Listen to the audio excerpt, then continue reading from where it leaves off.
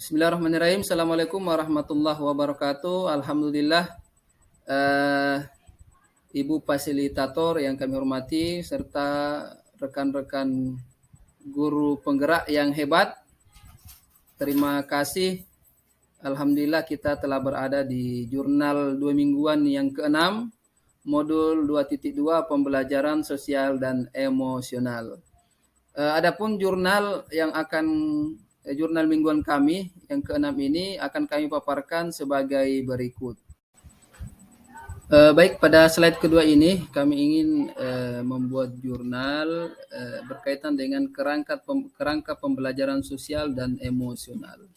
Telah kami pelajari sebelumnya secara berkolaborasi, kami telah mempelajari kerangka kompetensi sosial dan emosional dengan beserta definisinya dan beserta penerapannya yang ada di sekolah kami.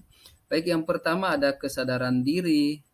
Yang telah kami pelajari kesadaran diri itu kami mempelajari bahwa poin-poin penting yang dapat kami petik di dalamnya adalah identitas pribadi, kemudian kekuatan aset diri budaya, kemudian emosi dalam diri, ada integritas dan kejujuran, kemudian perasaan pikiran dan nilai-nilai, kemudian menghitung dan mempertimbangkan segala sesuatu yang akan dilakukan, kemudian ada pola pikir maupun tujuan hidup.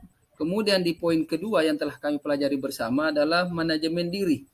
Manajemen diri itu terdiri dari emosi diri, kemudian strategi-strategi pengelolaan stres, kemudian ada disiplin dan motivasi diri, ada tujuan pribadi dan tujuan bersama, kemudian keterampilan merancang dan mengorganisir, di dalamnya ada poin keberanian dan dalam mengambil keputusan, kemudian kendali diri dalam kelompok. Kemudian di poin ketiga ada kesadaran sosial. Kesadaran sosial itu terdiri dari beberapa, misalnya pandangan dan pemikiran orang lain, kemampuan kekuatan orang lain, memiliki rasa empati dan rasa welas asih, serta kepedulian atas perasaan orang lain. Kemudian ada mengekspresikan rasa syukur. Kemudian poin yang keempat yang telah kami kolaborasikan bersama adalah keterampilan berelasi, membangun hubungan yang positif, ada kompetensi budaya, ada kerjasama tim, pemecahan masalah secara berkolaborasi, ada melawan tekanan sosial yang negatif, ada sikap kepemimpinan dalam kelompok, kemudian menawarkan bantuan apabila ada yang membutuhkan dan membela hak-hak orang lain. Kemudian di poin kelima, terakhir yang telah kami pelajari adalah pengambilan keputusan. Pengambilan keputusan itu terdiri dari beberapa poin. Ada rasa ingin tahu, kemudian prioritas mengenal solusi dari masalah pribadi dan sosial, kemudian membuat keputusan yang masuk akal, ada mengantisipasi konsekuensi dari tindakan yang dilakukan, ada berpikir kritis, kemudian memperkenalkan diri, well-being, kesejahteraan sosial, itu well-being. Baik, itu yang telah kami pelajari. Kami akan beralih kepada slide selanjutnya. Ya, terima kasih. Pada slide ketiga ini kami akan menjelaskan mengenai indikator penerapan pembelajaran sosial dan emosional. Telah kami diskusikan dan telah kami kolaborasikan bersama teman-teman di kelas kami bahwasanya indikator penerapan pembelajaran sosial emosional itu ada 3. Ada di kelas, kemudian di sekolah, dan keluarga dan komunitas. Yang pertama, penerapan KSE di kelas.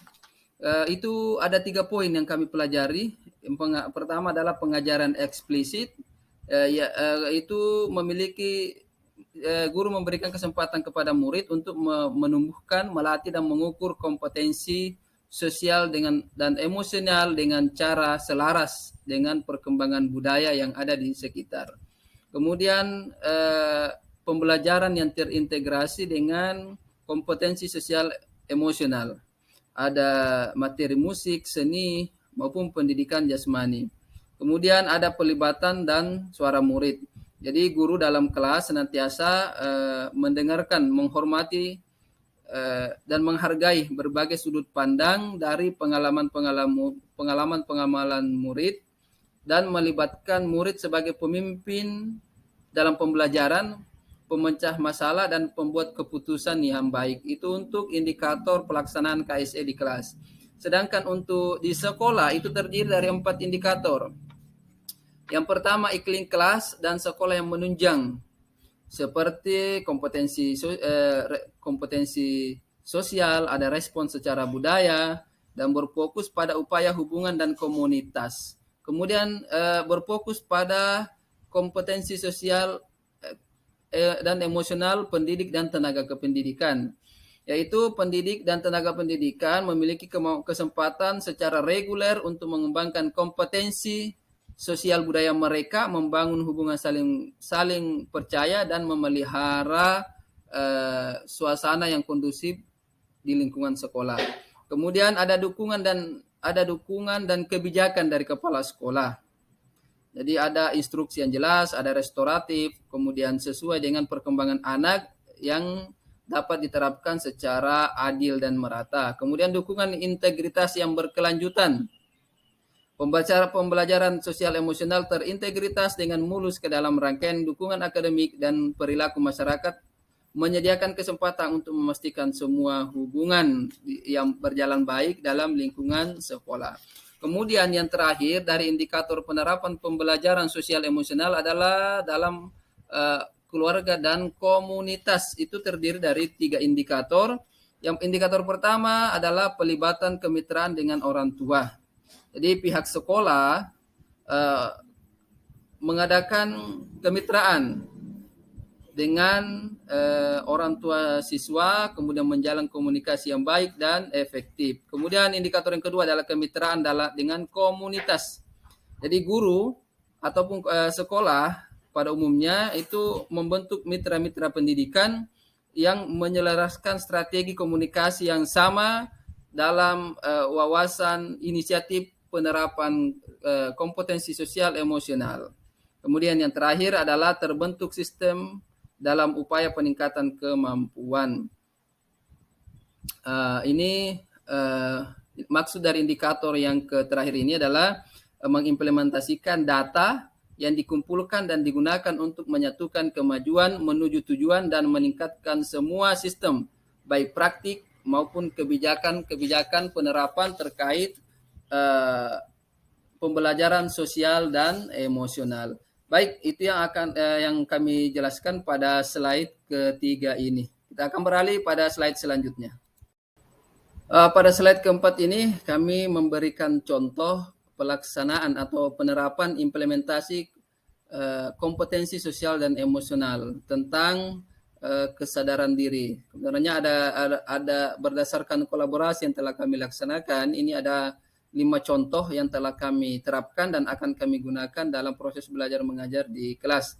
Tetapi pada slide ini, pada jurnal yang ke-6 ini, kami akan memberikan 2 contoh. Yang pertama adalah kesadaran diri, penerapan iklim kelas dan budaya sekolah yang terintegrasi dengan nilai-nilai kejujuran. Biasanya dalam proses belajar mengajar terkadang ada murid yang mengambil barang yang bukan miliknya dan tidak mau mengembalikan barang tersebut. Bahkan ketika ditanya dia tidak mengaku. Barang yang diambil bisa berupa mainan, alat tulis, atau bahkan makanan. Nah, tentu saja sebagai guru di kelas yang akan kami lakukan berdasarkan kolaborasi yang telah kami laksanakan adalah tentunya mengidentifikasi dan menganalisis. Adalah hal pertama yang kami lakukan, bertanya siapa pemilik, siapa yang kehilangan barang dan murid yang dicurigai untuk mengambil barang tersebut. Tentunya dengan langkah-langkah persuasif. Langkah selanjutnya adalah kami akan memberikan penguatan secara klasikal mengenai dampak yang ditimbulkan jika mengambil barang yang bukan haknya. Ini yang akan kami lakukan, jadi pendekatan secara persuasif. Kemudian untuk barang murid yang terbukti mengambil barang yang bukan haknya akan kami berikan pembinaan khusus per individu dengan pendekatan-pendekatan dan metode tertentu sehingga anak tersebut dapat merubah pola tingkah lakunya di kelas. Itu contoh dari contoh dari pelaksanaan kompetensi sosial dan emosional di bidang kesadaran diri. Baik, contoh selanjutnya. Baik, Bapak Ibu Guru, kami lanjutkan pada slide selanjutnya ini. Contoh kedua yang telah kami terapkan dan implementasikan dalam kompetensi sosial emosional adalah keterampilan berelasi. Nilai yang akan kami munculkan adalah sikap kepemimpinan dalam kelompok. Jadi dalam proses belajar mengajar di kelas, guru menunjuk murid secara bergiliran setiap pekannya. Jadi setiap minggu akan berganti untuk menjadi penanggung jawab pelaksana kesepakatan. Jadi sebelum melaksanakan pembelajaran, proses belajar mengajar di kelas, terlebih dahulu kami akan melaksanakan kesepakatan kontrak belajar. Nah, dari hasil dari kontrak belajar ini, kami menunjuk satu orang sebagai penanggung jawab untuk melaksanakan kesepakatan kelas tersebut. Jadi sebagai guru kelas yang akan kami lakukan adalah memberikan motivasi dan penguatan kepada murid yang ditunjuk sebagai penanggung jawab dalam pelaksanaan kesepakatan belajar untuk berinteraksi secara positif dengan teman sekelasnya. Baik, itu dua contoh dari kami. Yang pertama kesadaran diri, kemudian keterampilan berelasi. Terima kasih. Ya, kita telah sampai di bagian terakhir dari jurnal refleksi yang keenam, pembelajaran sosial dan emosional. Kepada teman-teman, Bapak Ibu guru yang hebat, teman-teman CGP Angkatan 5 Kota Makassar yang mendengarkan, yang melihat modul refleksi kami mohon masukannya, kami mohon saran dan masukan yang bersifat positif, yang sifatnya membangun. Jadi terima kasih sekali lagi. Sampai jumpa di modul selanjutnya. Terima kasih. Assalamualaikum warahmatullahi wabarakatuh.